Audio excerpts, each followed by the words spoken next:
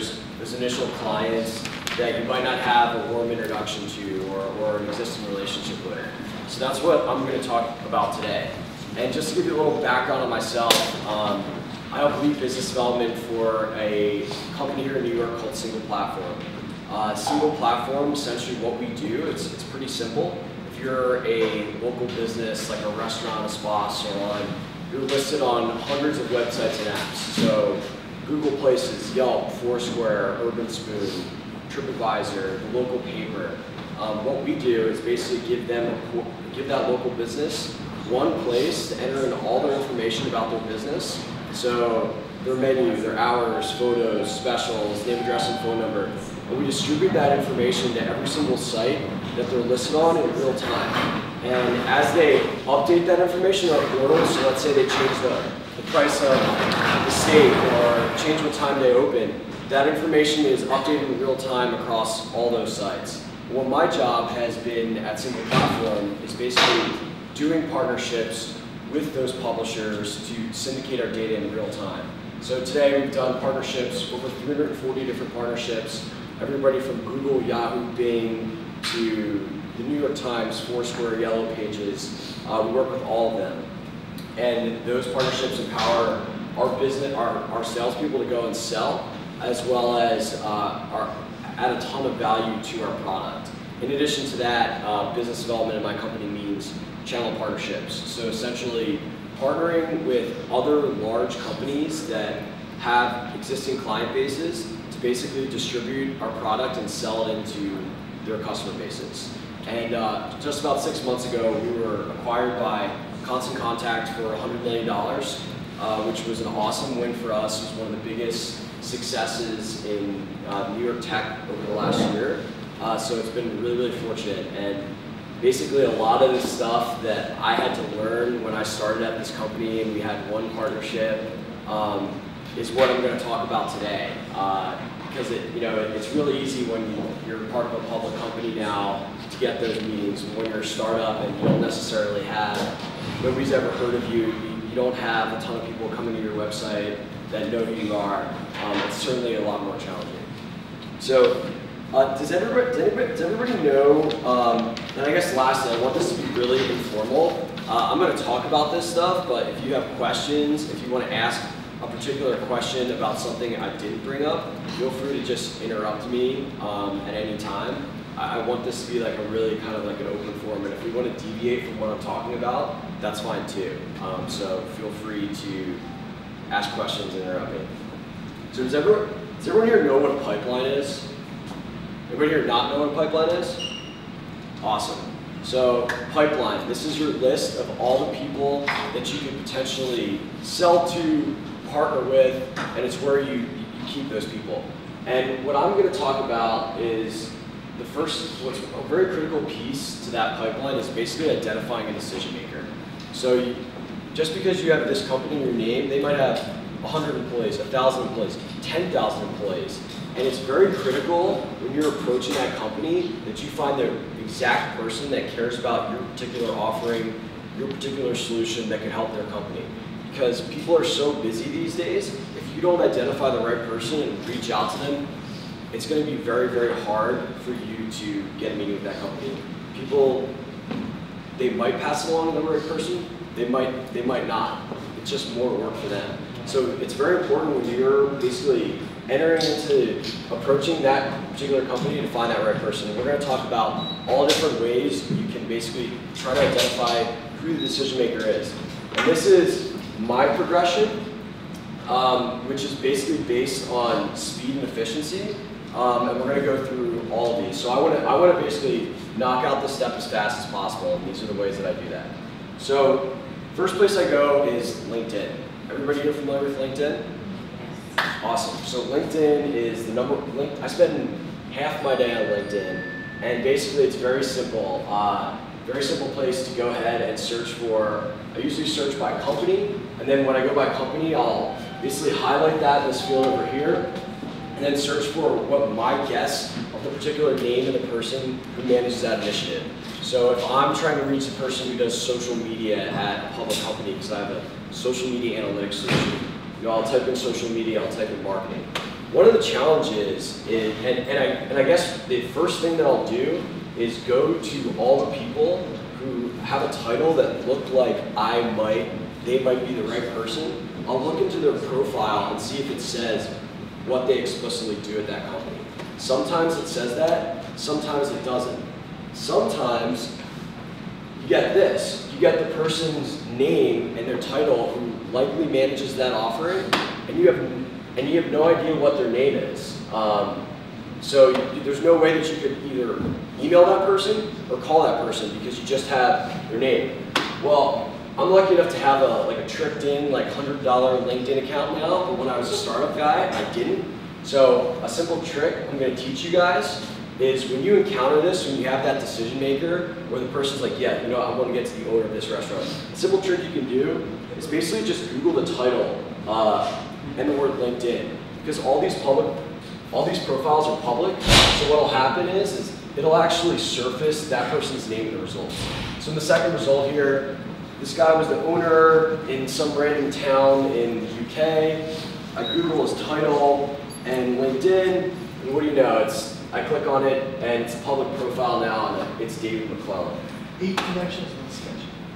Yeah, he's a big networker.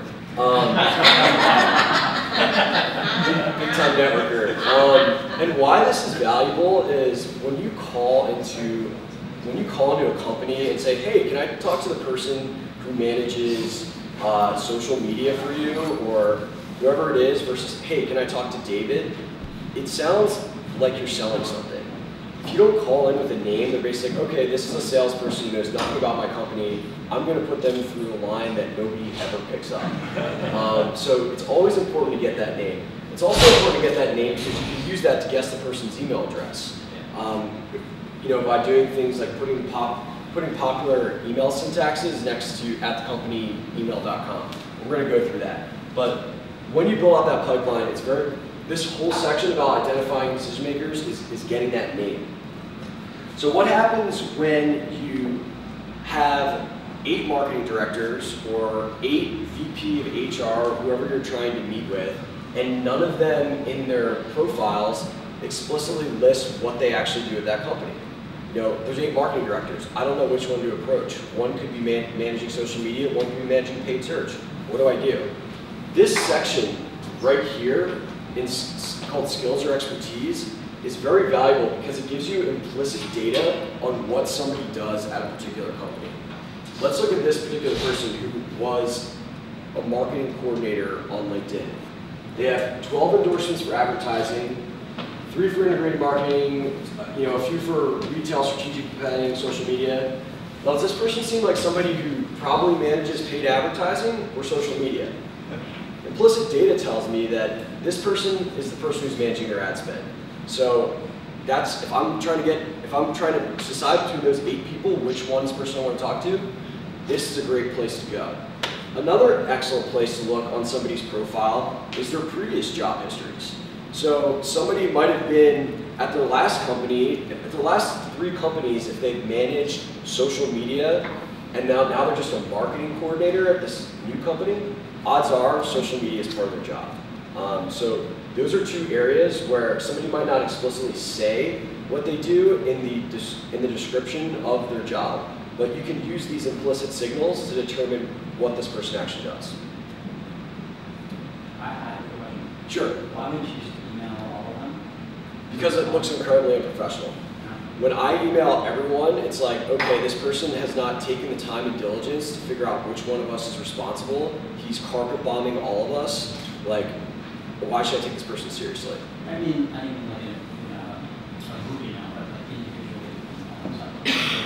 I just think when I approach somebody, I want to approach them and that person to know that I've done my homework and I've taken the time and diligence to find out exactly who the right person is. Versus emailing a bunch of different people, because people at work do talk, and again, I'm trying to come in with an approach and mindset that I know what I'm talking about, I'm diligent, and it's essentially like I'm coming in knowing that you're the right person instead of trying to figure out, asking for a bunch of people's time to figure that out, shuffling a bunch of people's emails around. It just looks less professional in my opinion.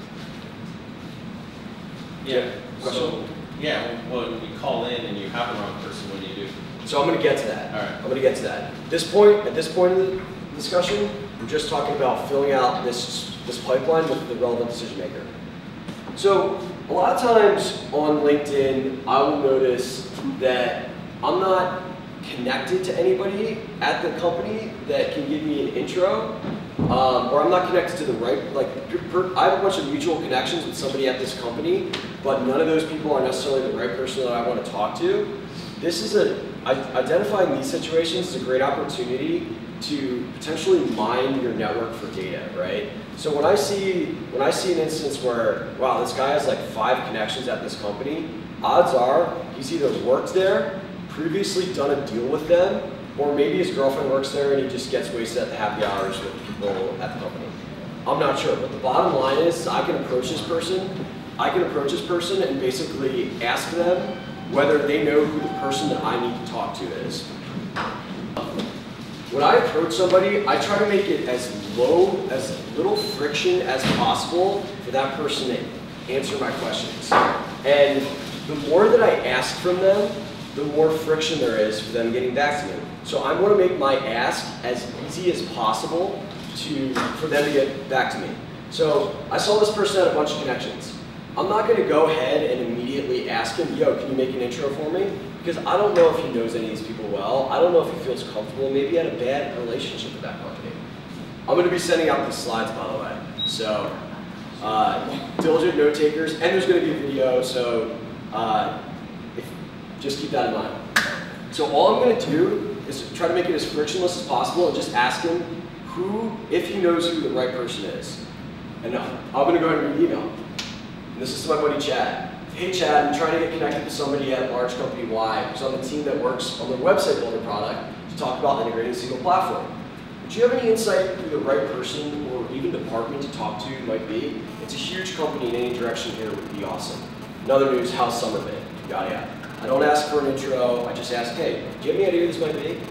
A lot of times when this happens, people will, if you have a good relationship, they will follow up to this question offering an intro, which makes it seem like it's their idea, which is a good thing. Because I'm not asking them and they're fulfilling it, it's their idea, which makes me look good.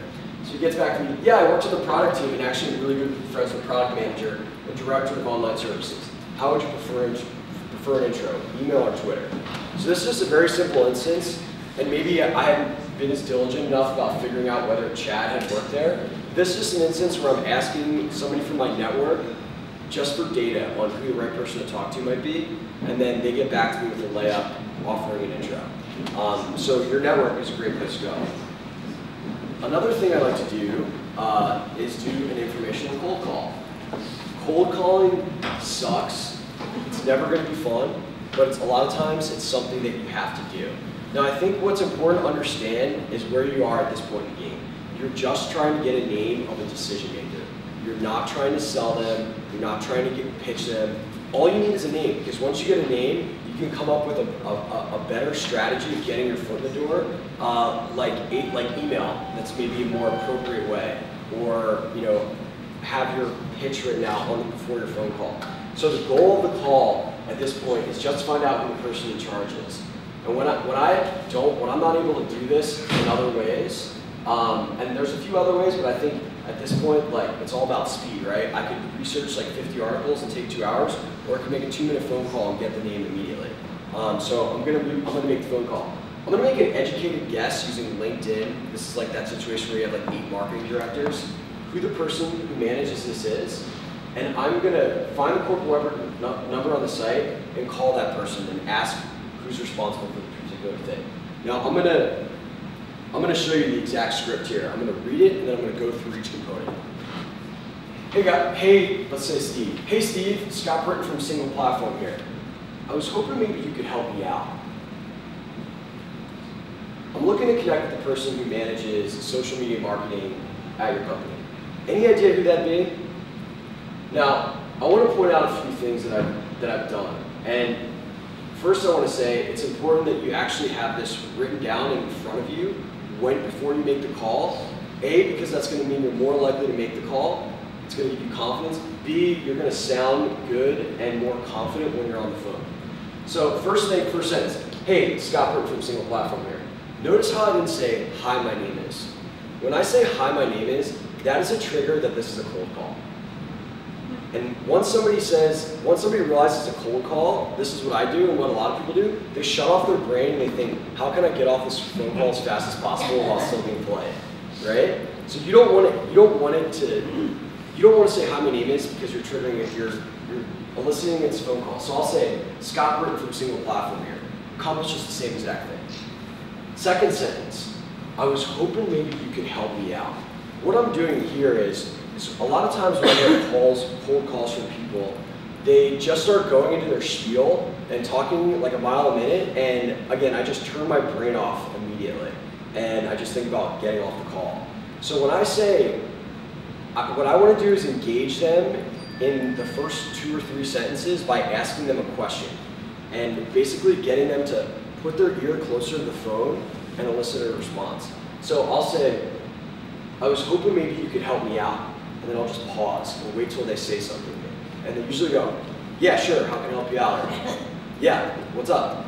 Or whatever it is. And all of a sudden, I've now engaged them in a conversation instead of a one-way conversation where I'm just giving them my spiel.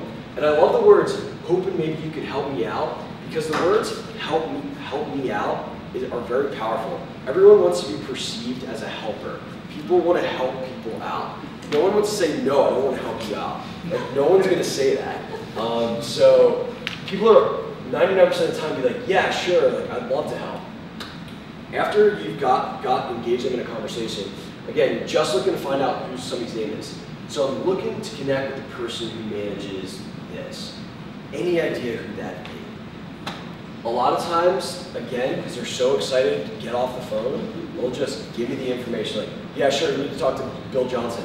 Talk to him. Like, do you want me to transfer you or whatever? Doesn't matter. All I'm looking for is a name, because then I can approach Bill over email or another way. And you know, if they give me that name, I'm going to go ahead and go for the gold and try to get their email right there on the phone. Because I've already got them on the phone, I can save myself work. So I'll just say, great, just want to shoot him over some information. You might be able, maybe he can say if you do work with competitors, how it works with other companies. Would you be able to provide me their email address? If they do, awesome. If they don't, that's cool. I can go ahead and guess their email address using some tools that I'll tell you about. If they say no, you should push back, because everybody can give you somebody's name. That's not that big a deal. You're not asking for somebody to sign a check. You're asking for somebody's name, and it could be very important for the company.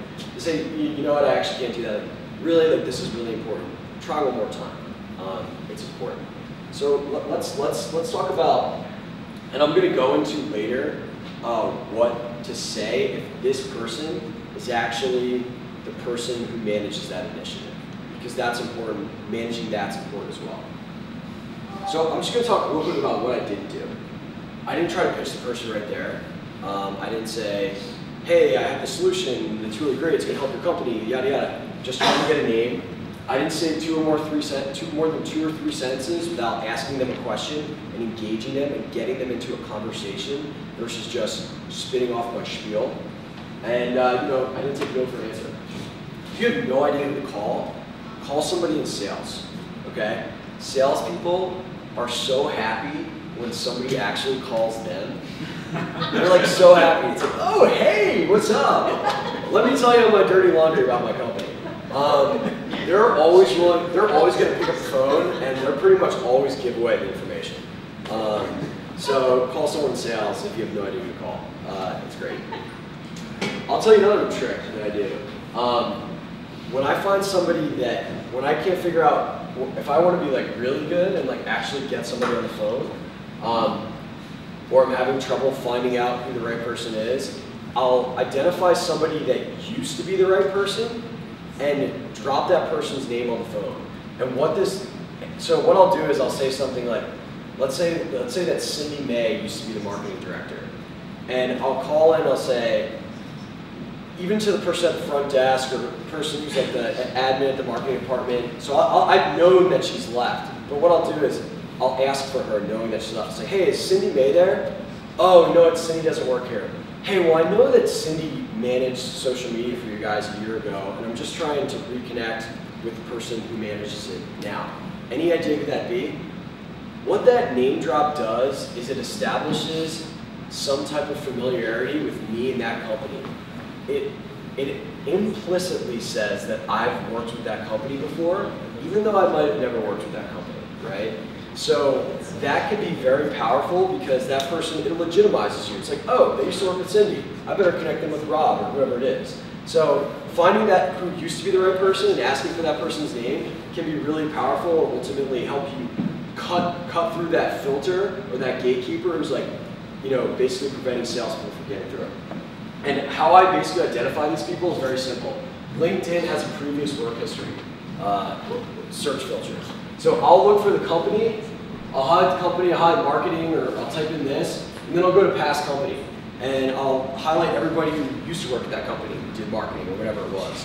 And this gives me a bunch of names that I can basically use to call into knowing that they don't work there anymore, which is awesome. So yeah. Resourceful. I like that. Resourceful. Just being resourceful. So there's one thing you can do is look in press releases. For people, a lot of times people are quoted and you get a name there and see kind of what somebody does. I don't necessarily like this because honestly, this is a lot of time. Pandering through press releases, looking at quote, I just don't have time for that. That's why I always call first. But if you're a little gun shy on the phone or you're having trouble with the phone, this can be an excellent strategy. What I do is I just Google the perceived title of the person who manages this, the company name, and the press release. And then usually in the Google press results, I will get somebody's name in here that I can use. So, Chief Marketing Officer press release of Seamless, which is a food-oriented company here in the city. What do you know on the fifth result? Said Ryan Scott, Chief Marketing Officer at Seamless. And maybe he'll give me a little bit of color about what he's working on in that press release. And you can identify, it doesn't have to be a press release, it could be an article, right? So you can look for articles as well just by typing in like popular quotes. So you can search for a likely position at company said, right? So VP of Marketing at single platform said, or the actual just whatever the initiative is, like social media at single platform. Maybe there's a blog post, right? And you can see who the author is, who wrote about that particular company, whatever it is. And if you want to make sure that the information is current, take advantage of the search facets, the time stuff over here. So it's great to find a press release where the VP of Marketing is quoted, but if that's like 6 years ago, it's really not doing any good. So you want to make sure your data is current. You can use search facets of Google to do that. Twitter can be a good place to find out who decision makers are, particularly at smaller companies. I find that sometimes even like 100 to 300 person companies will get back to you with the right name or who to contact, simply because you're calling them out in a public forum and they feel like they need to respond. I personally don't like to go to Twitter unless I absolutely have to, because I don't want the initial interaction of my relationship with your company, me asking you a question in front of everyone that I know, or even if I tweet directly at them. So I try to avoid this, but if I'm really desperate, I will do this, and it works sometimes. Find someone that used to work there. So this is an interesting one. So a lot of times, I'll see that person who used to maybe be the right person, and I just can't figure out who the replacement is, or who I might need to talk to. What I've noticed is that these people are much more likely to give away information about companies when they no longer work there. It's like, whatever, sure. Like, I'll be a good Samaritan. So I'll find out what new company you're at, I'll guess their email address, I'll email them, and I'll just say, the subject, like help, target, whatever the company's name is, question mark. Hey, I've been having difficulty identifying the person in charge of this at your company. I saw you used to work there. I thought you might know who it is. Any idea who this might be? Again, I'll drop that any help is much appreciated. I'll leave them with that so that, like, oh, yeah, I gotta help this guy. And people get back to me. I mean, it's truly amazing. And I'm gonna talk about this a little bit more extensively. I want you guys to notice the tone of this, right? It's not like, hi, my name is Scott, and I work for this company. We've been backed by these investors. And look how cool and important we are, right? It's just very casual, informal. And that's humanizing myself, which is making people more likely to get back to me, right? This just looks like some guy who's just trying to get some help, not like some like arrogant, stern person that is honestly could look like even spam when you act like that. So very, very casual email dialogue there. Can I ask, does that work inside a company as well? Yeah. That exact same Yeah. I mean, I always try to go directly to the person, but like if I have to, like I will email sometimes inside a company. What's important with this though is that if you just ask like you're trying to get in charge, trying to get in touch with somebody in charge of something, and you don't tell them why, then they're less likely to respond to you, right? Because it's like, okay, cool, you want to get in touch with this person, like why should I put you in touch with them? Like, are you gonna do you have a solution that can help our company, or are you trying to sell them drugs? Like, you know, why do you want to get in touch with me? So that's an important component to important component to go into, and I'm going to go over how to cold email, how to write very cold emails. So, okay, so once you have the name of the decision maker, I always like to approach first via email because it's less intrusive. This is how business is done mostly in most industries today. People prefer email because it's asynchronous. They can deal with that on their time. And it's not interrupting their workflow. When I call someone, when I cold call someone, they're probably doing something and I'm interrupting them. That is not the ideal place to start off a relationship, which is why I always go email. However, you know, it is important to calibrate this with your industry. For example, my company, I deal with publishers and channel partners, but the other 80 people in my company are calling restaurants every day. And email is just not as effective as a phone call to get to a decision maker at a restaurant. So if we're local, you might have to cold call. You might have to use the phone instead of get to somebody via email. But if you're talking about doing deals with people that are not in the service industry, you know, at big companies, like you want to go email first.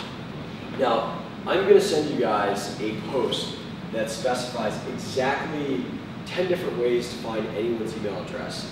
I don't want to go through that right now because I have a resource that shows you how to do it, and you'll probably want to just have that on call instead of me giving you information right now that you might not be able to use. But I'll send that to you, and you can distribute that.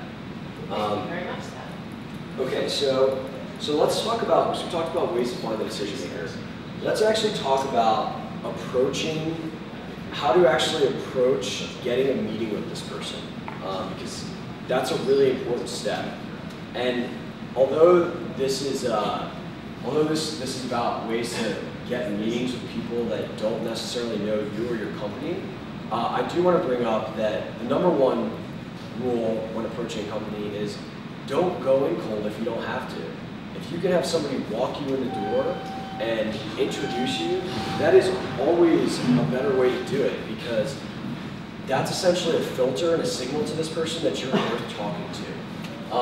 So essentially the way to broach getting introduced to a company is again to use LinkedIn.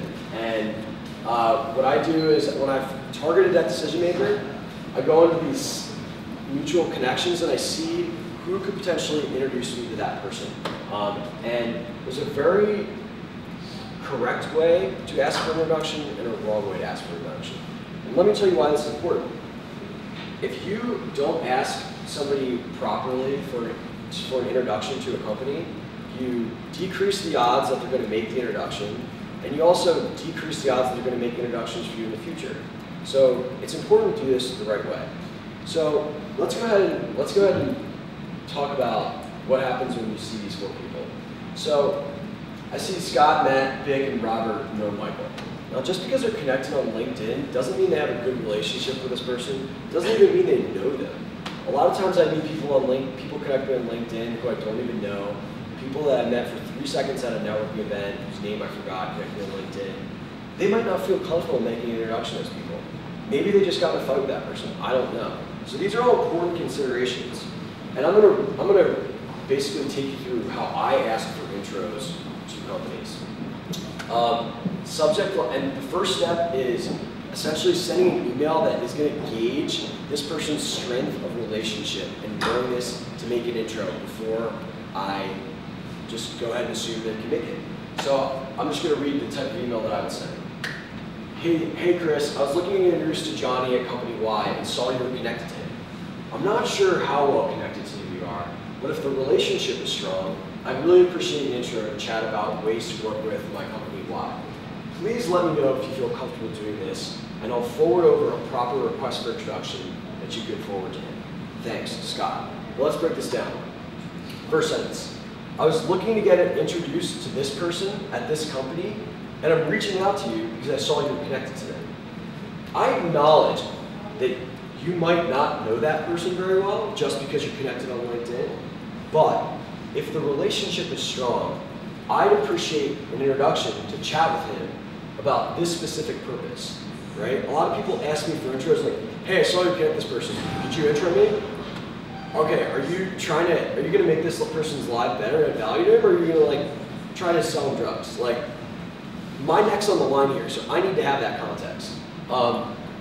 Please let me know if you feel comfortable doing this, and I will actually write out an email with context that you can forward to him so that you don't have to do any work, because the more things that I ask you to do, like, hey, and I'm going to make you write up like 3 sentences about why we should introduce, the less likely you're going to be able to make the intro. That's friction. I want to remove all that friction. So I'm literally, if you say that you're cool with making this intro, I'm going to write something up to you that you can pass, that you can forward along and see if this is cool. The person gives me the green light, and they say, sure, Scott, I can make the intro. What you're going to do here is then send that person a follow-up email that looks very similar in the beginning, but basically has a sales pitch playing right in the middle about why you want to connect with this person. That's much more specific and detailed.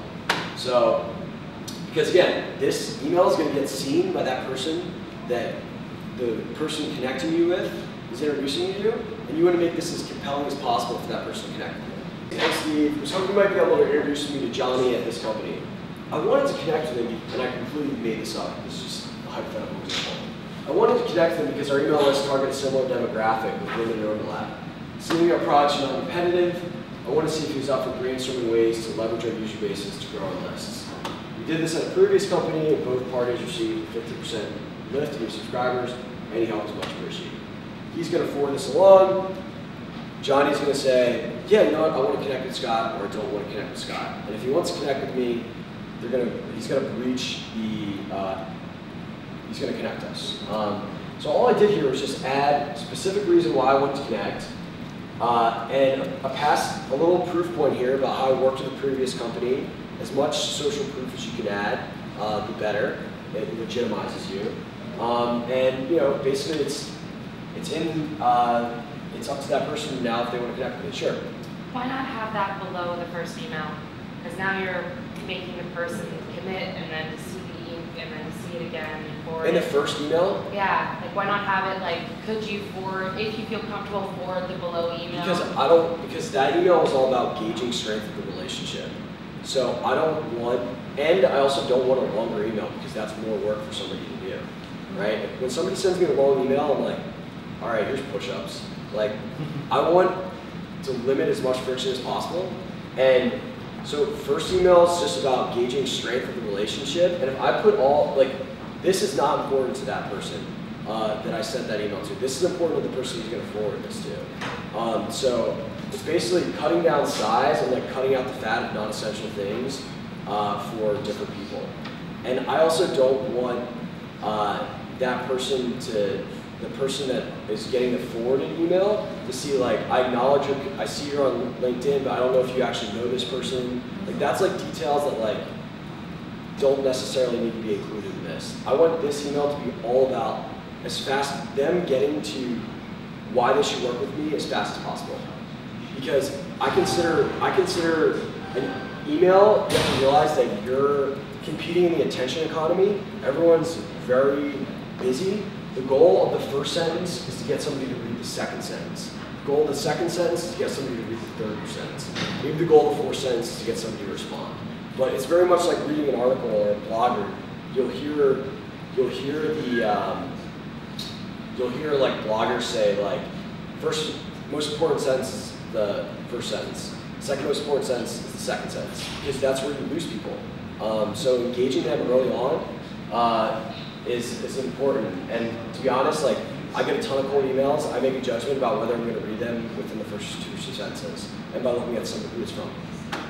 Does that make sense? Yeah, you're just requiring them to respond a couple of times. There's a couple extra steps. That's why I was wondering. But I hear what you're saying. Yeah. I mean, ultimately, like I don't think it's a huge ask to ask them to. It's like one more. So I send them the first email, they say yes. I send them the second email, they just forward. Like it's not a ton of work. Okay. And one thing to note here is a lot of times people will offer to make an introduction. I'll send this over, and then I won't hear back from them. It's really important to follow up on that, right? You need to get to a resolution. Did that person not follow up with me because they forgot or because they're not interested? I need to know that information because it'll allow me to move forward intelligently. I don't want to be left in like this like purgatory of intro. Like, what's happened? What happened? Like, listen, if they don't want to work with my company, great. I don't want to waste my time reaching out to them anymore.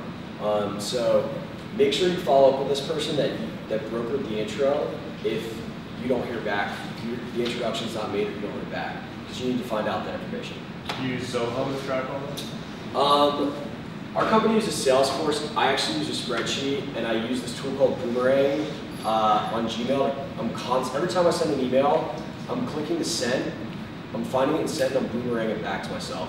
And I'm automating the process of having to remember to follow up. And that's just like a habit I built, so that literally, like, you know, every time I send an email, first thing I do is boomerang it to myself, whatever time interval, so that I follow up with myself. If that person's Like boomerang later in the calendar, like yeah. 5 days follow up. Yep. Okay. Yep. Boomerang.com. Yeah, Boomerang Gmail. Just Google Boomerang Gmail. I can actually show you exactly what I do if that's interesting. Do you want me to show you? Yeah. Okay.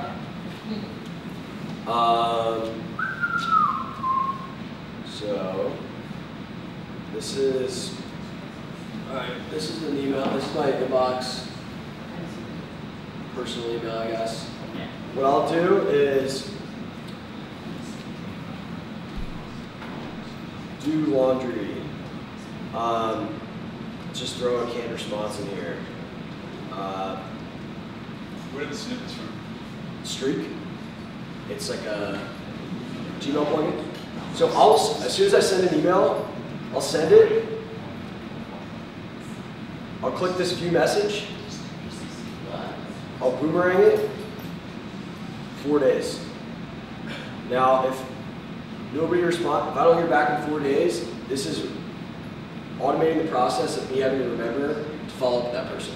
I literally do that every single email I send that's important. I do that. And it's really easy because you click view message immediately after sending it. So the Gmail automatically sends that email on day 4, or it reminds you? No, it sends it now, and then I will get an email back in 4 days, and that'll be a prompt for me to respond to that email if I haven't heard back to it. But what's it back in your inbox, at the top of your inbox, so you're like, oh yeah, I need to do so much. All right, let's talk about cold emails. So it's great when you get an introduction, but realistically, you don't have somebody willing to walk you into the door at a lot of these big companies, so you have to go in cold. So I take a different approach to cold emails. I get a great response with cold emails, and I'm going to go over some principles and then some very specific examples. So I try to keep my cold emails 3 sentences, 4 sentences max.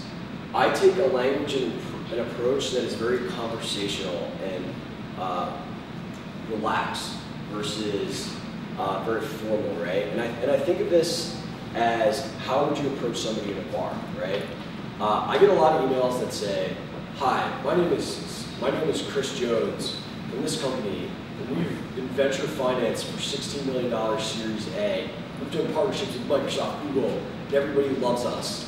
and then they get into their sales pitch. Like, if somebody went up to a bar and talked to me like that, I'd be like, you're a freaking tool. Like, I don't care what you've done, dude. Like, I care about how you can help me.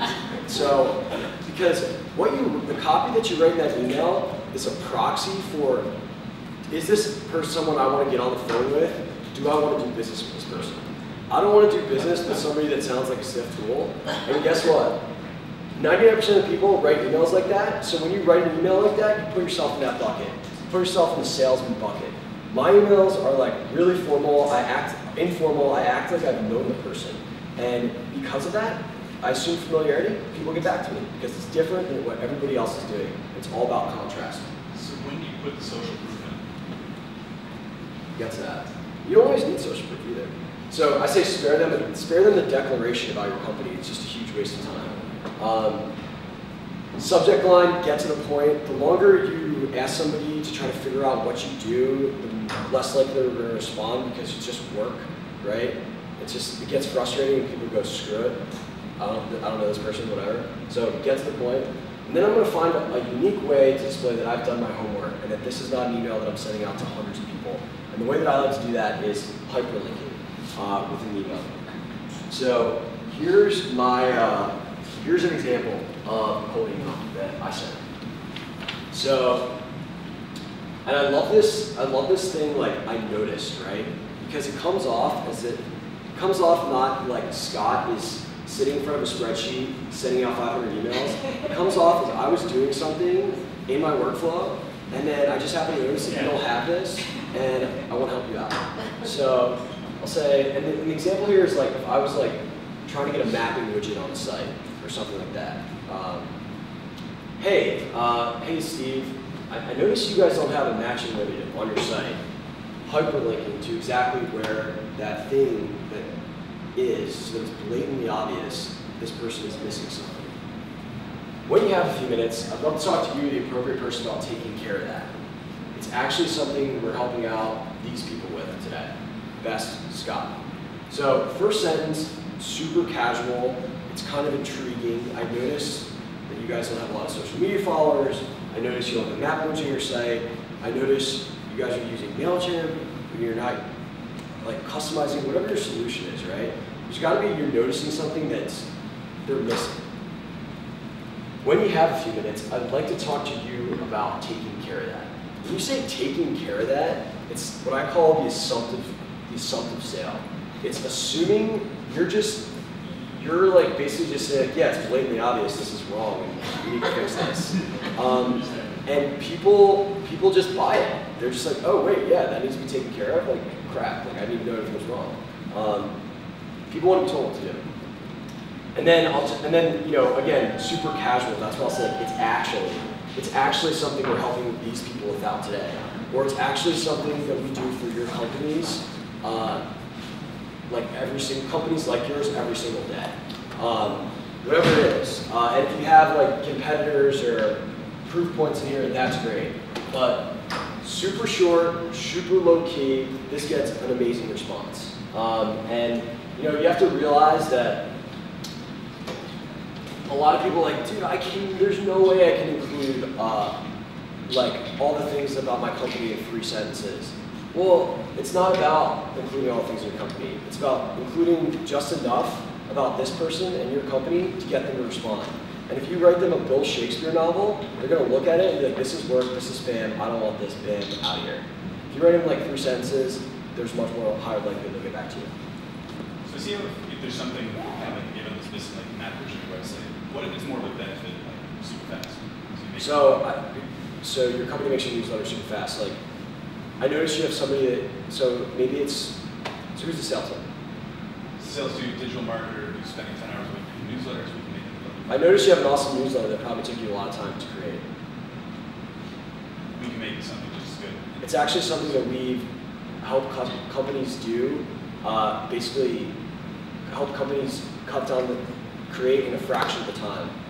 Oh yeah, we've done it with these people. Can you make that statement where you say the exact benefit, like we help companies create things like this in 5 minutes? Yeah. We're doing it for these guys. Yeah. Loves talking about it. Yeah.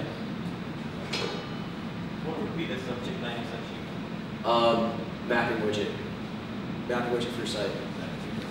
Straight to the point. Someone recommended that you put in like an actual date or possible days for them to like set the call. Is that not really a good idea? I don't think it's a good idea. It's like assuming that, it's assuming they're gonna get on a call with me. It's like if a girl is like, just approached me on the street and I wish this happened, it was like, Sky, you wanna get coffee next Tuesday night at 7? It's like, no, I'm busy next Tuesday night. Like, why would you, like, you don't know me. Like, why are you putting shit on my calendar? So, yeah, I mean, you definitely, like, when this person confirms they want to get together, it's very important to propose times, multiple times, so that you're not asking them to do work, you're making it easy, you're telling them what to do. But I'm not going to assume that you're going to give me your time because that's not fair. So you're not ending with a question? No. You can. You can just switch these around. A lot of people are like, you need to have the call to action question. Like, I feel, honestly, I feel like that's just like some sales guy wrote that like 10 years ago and people just assume that. And like, I get a response rate on cold emails, it's probably over 30%. And I email big companies. And I don't care, like, I think that's a small detail, but maybe it would be a little bit more effective if you said, text something we help out competitors, why with, when you have any minutes to talk, I'd love to talk to you at time next week. And what's your signature? My company name, my signatures, Scott Britton, my title, my company name, a few articles that were like featured in XYZ. So, and that's another thing, like people are like, why don't you like announce your company and what it does? Any person with a brain can see your company email address and your signature, right? Like, you don't need, like this person's gonna have a curiosity to go to your website if you write a good email. And I'm not gonna waste sentences on explaining all this stuff that I know that this person's gonna do anyway, because it's gonna cause friction to them reading and responding. Love your ideas on cold emails, but what are your views on email campaigns, like, you know, just cat campaigns? How does it complement your work, or do you prefer not having them at all? Well, I mean, so email campaigns. So when I think of email campaigns, I think of like marketing to customers or users. Is that what you're referring to? Yeah, I mean, email campaigns are huge. They're awesome. For me, like that's not necessarily a biz dev challenge, but I think the email campaigns that I like the best are ones that every time they send me something, it's valuable. And they're not just sending an email campaign, sending an email campaign. I feel like this is kind of out of my realm of expertise, honestly, but I just thought maybe we work with the marketing department and you guys kind of integrate. so what we do, we send an email to our customers every single time a valuable action occurs on our site. So every time their menu is viewed on like Yelp for the first time or Google or something, we'll send an email and say, hey, just want to let you know we're live on Yelp and somebody just checked out your menu for the first time. At the end of every month, just want to let you know your menu's been viewed for 38 hours this month. Would they Online. freak out because that's kind of freaky? Like, I mean, I'm hoping they're freaking out in a good way.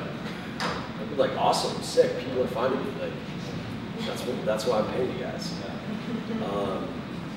So, yeah. Okay, so I want to sorry, I couldn't provide better. that's fine. Scott, do you want to, I've actually got a decent amount of B2C. Do you want to throw something in your text? Sure. Sure, no, I did say I was going to, I don't know what the time cutoff is.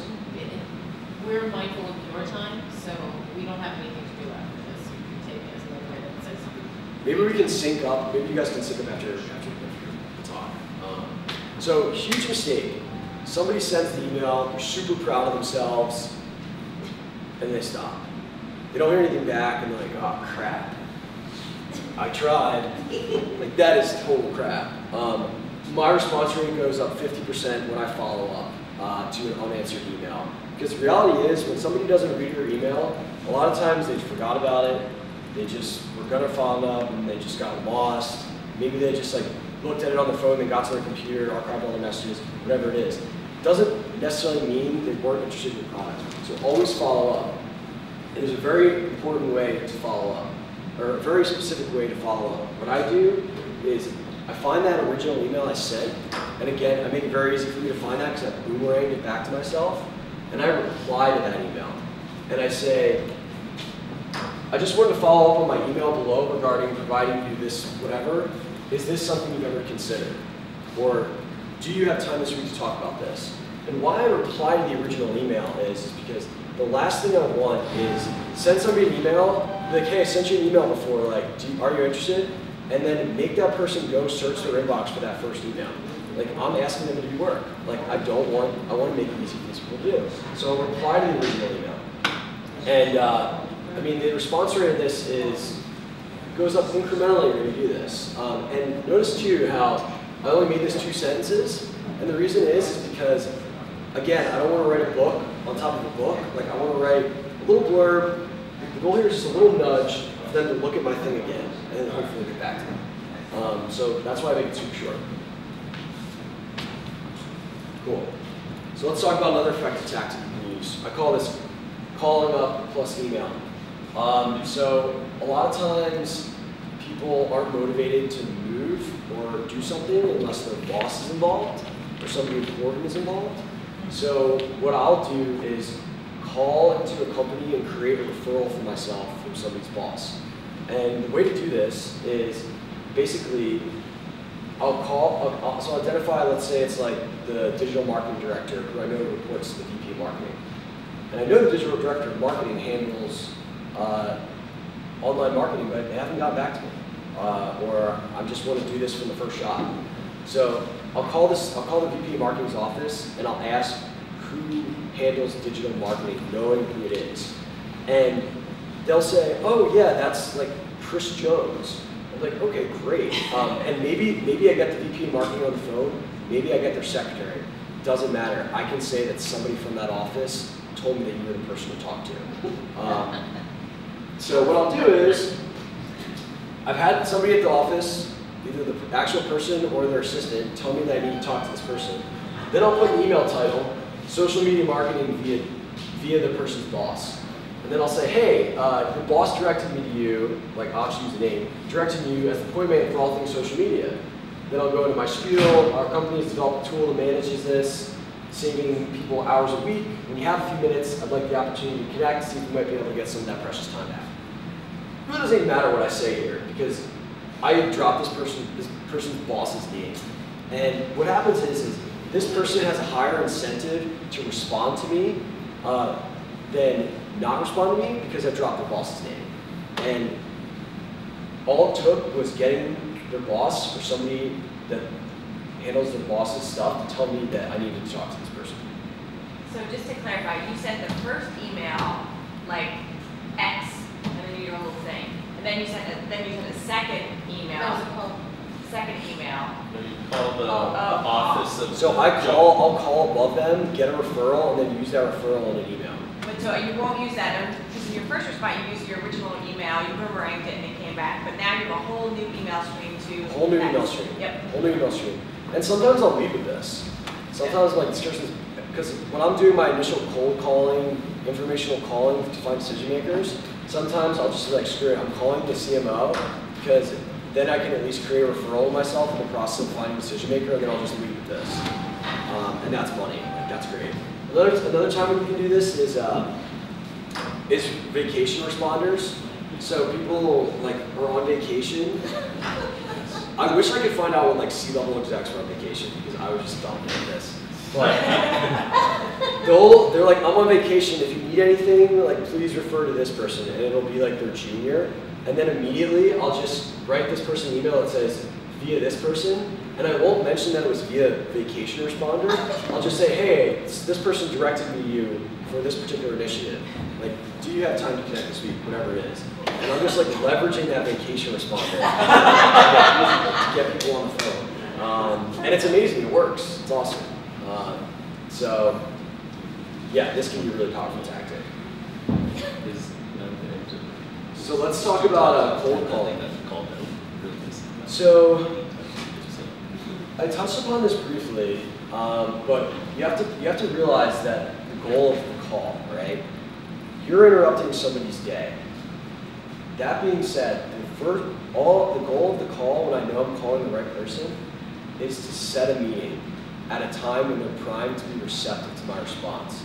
It's not to try to pitch them and sell them on the phone right there, because they're in the middle of something and they're not ready to buy from me. So goal of the call, set the meeting. Before the call, write out what you're going to say. Write a script and have it in front of you. I've made thousands of phone calls and I still do this. And guess what? I also write down the voicemail, because a lot of times we're like so proud of ourselves for making the call, gets the voicemail, we're like, oh, well, I called, I tried. And then we don't leave a voicemail. Write out the voicemail so you actually leave a voicemail and you actually don't sound like a buffoon when you leave one.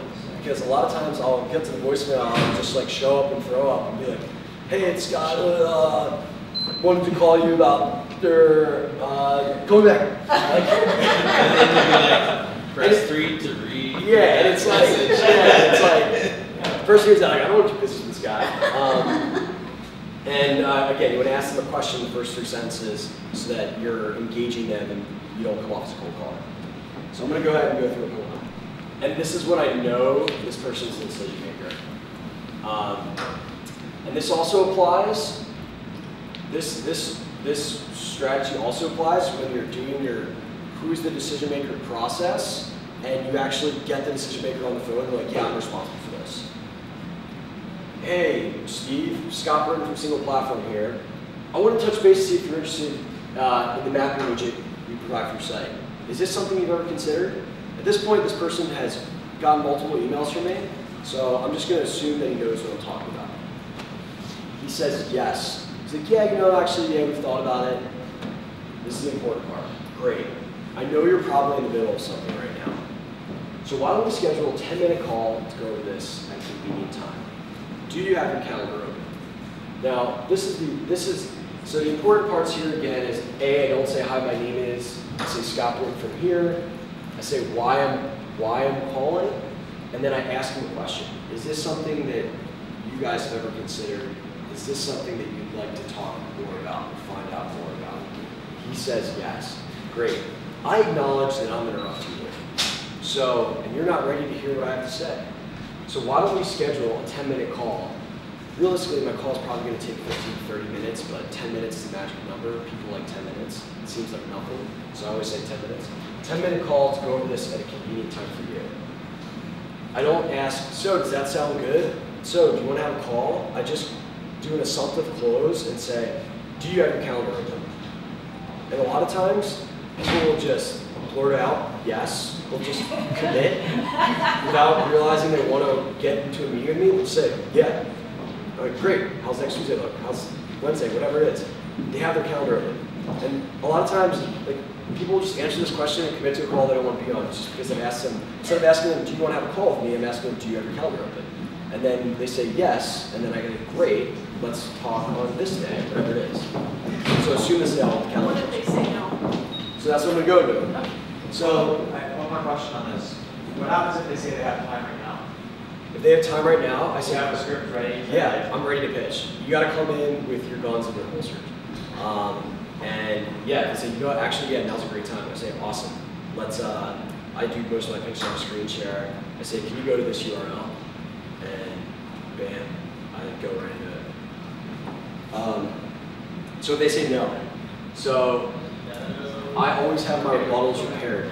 I always have my rebuttals prepared not only when I'm trying to set meetings and calls, but also when I'm pitching. I write out my rebuttals, I practice them. So there's 2 reasons. So basically, there's 2 ways that I respond to when somebody says no. I mention competitors or social proof, or I accuse them of not caring about an obvious benefit. So first thing that I do, someone says, oh, we're not actually interested in that. You know what, that's funny. That's actually what your competitor said until we had a chance to have benefits or solutions.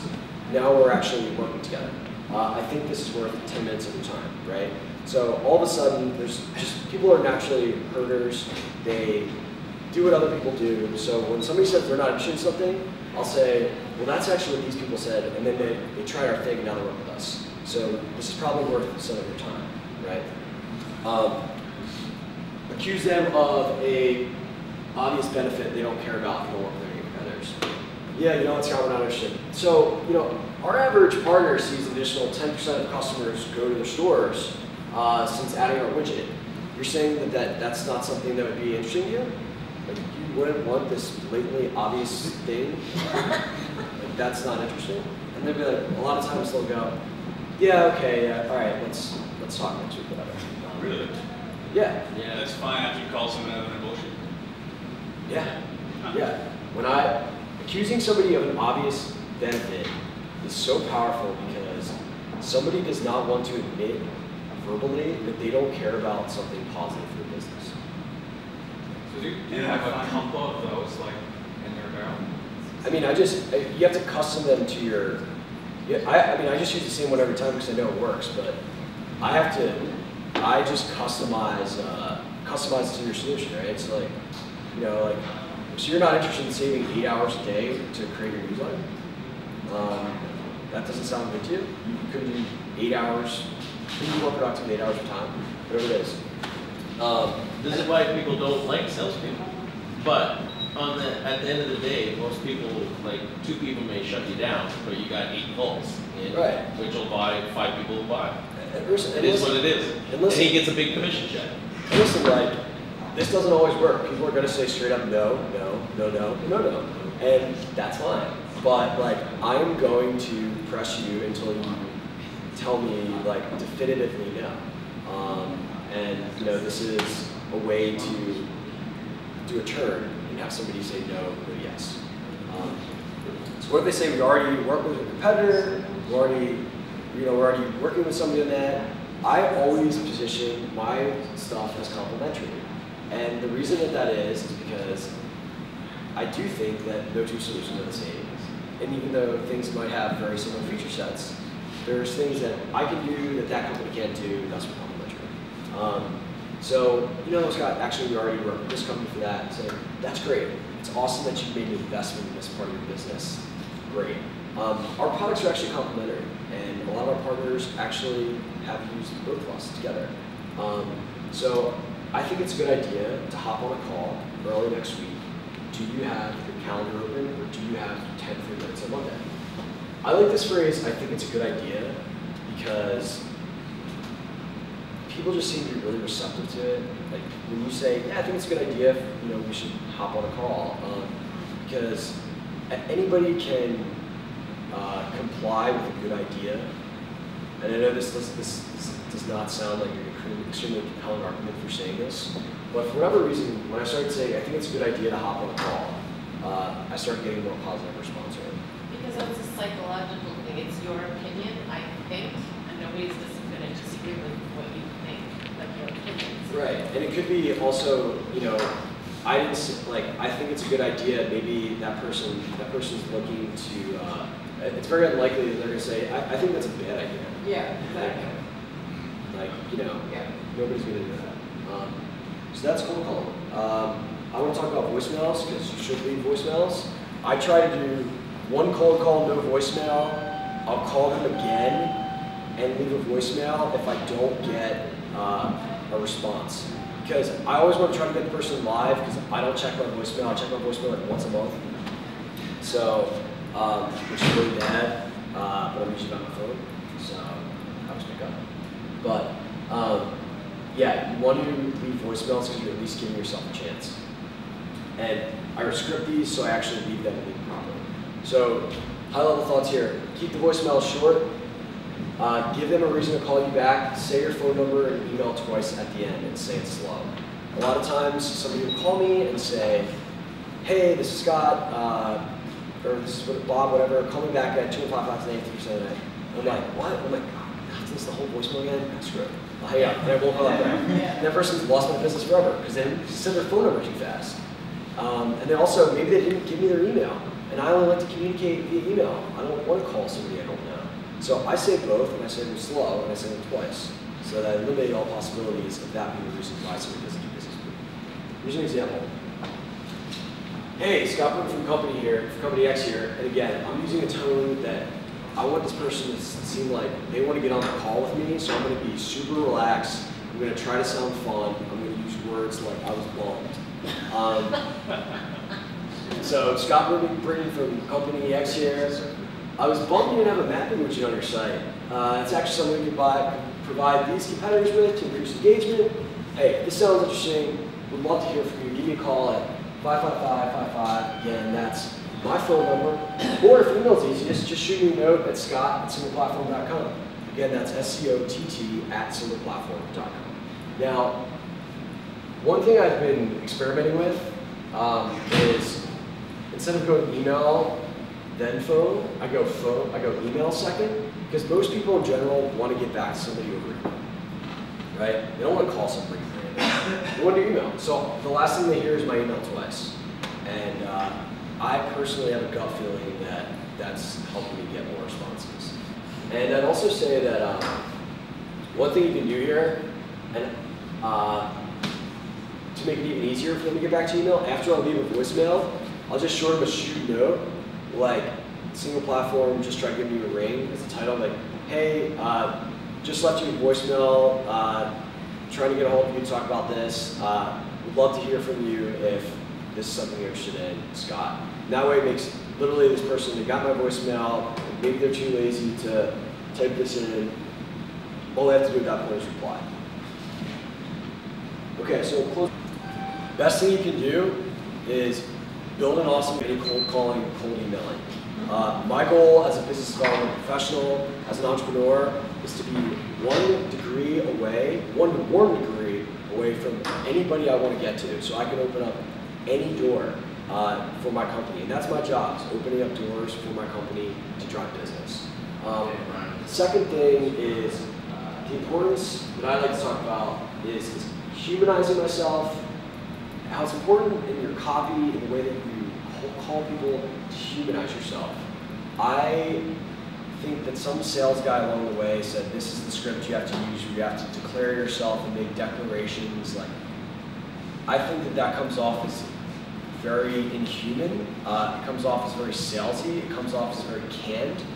So I like to basically take the approach to constantly humanize myself, where I'll say things like, I'm bummed, like, God, I'm hot as hell. Like, I'll just I'll say things to separate myself from the bucket of salesperson to a human who's got problems just like you, whose boss is up there, in their ear just like them, trying to get things done. And I feel like generally I've gotten a much more positive response than people are just canning, blasting out canned crap. Do you change the language you use? Because I imagine if you call the CMO and say it wrong, then it would be...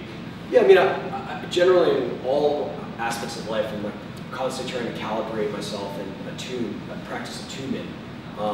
Where I'm one of my personal opinions, and something like Guy Kawasaki says is, people like themselves, so thus you should try to, in order to be likable, you want to attune yourself to the audience. You want to basically act like them, talk like them, dress like them. I thought this was pretty casual, so I wore this. If I was talking to college students, I probably would have worn a t-shirt. If I was talking to CMOs, I would have worn a suit today, because that has a big influence on my likability. So how I speak to people and write is also in my attunement with my perception of that particular person. And I do try to create that. But in general, I always err on the side of casual in cold outreach, because I feel like everybody else is not casual. And anything I can do to inspire contrast, I think increases my response rate. So does anybody have any questions? So I love you guys to keep in touch with me. I wrote a blog about BizDev called The Lifelong Learner. It's also about marketing. BizDev newsletter. A couple hundred people on it. I share my tips and different tactics. Feel free to reach out to me at any time. And I'll be sending this deck out so everybody can have it. And this video will be posted online as well, so you can have it useful. Thanks so much. Thank you so much.